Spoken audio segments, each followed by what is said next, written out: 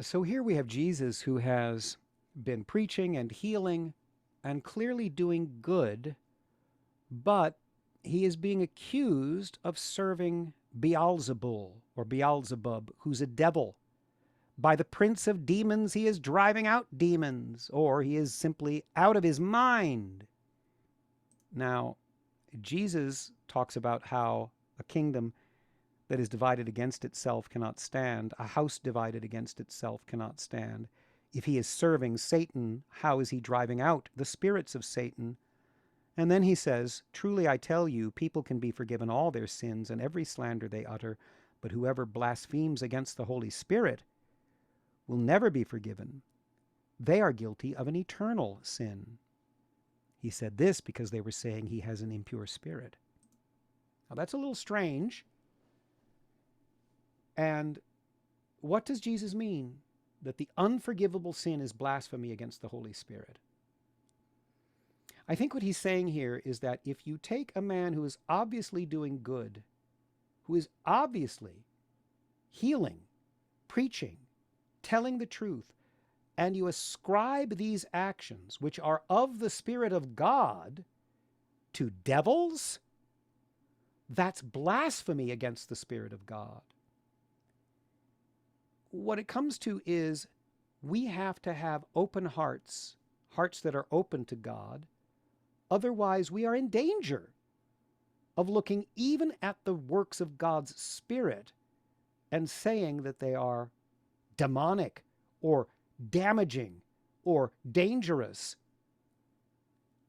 That closing yourself off to the good that God is doing in the world, even though it's unexpected, and even though it might challenge your position as a leader among the Jewish people, as the scribes and Pharisees feel, and even though it rocks the boat, if you close yourself off to that influence, and you close yourself off to God and put yourself in this little tiny prison, you are committing a kind of blasphemy against the Holy Spirit. You are quenching the Spirit at the very least. Paul says, do not quench the Spirit.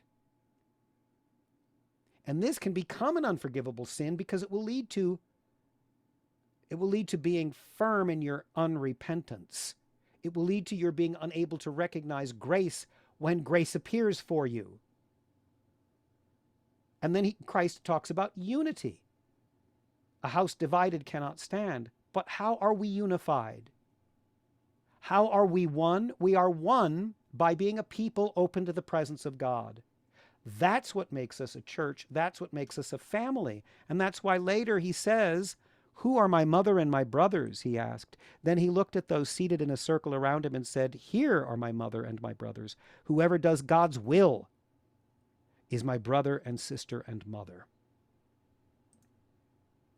Doing the will of God, recognizing the actions of the Holy Spirit and not condemning the Spirit's actions, this is what unites us as a family in God. This is what makes us a church.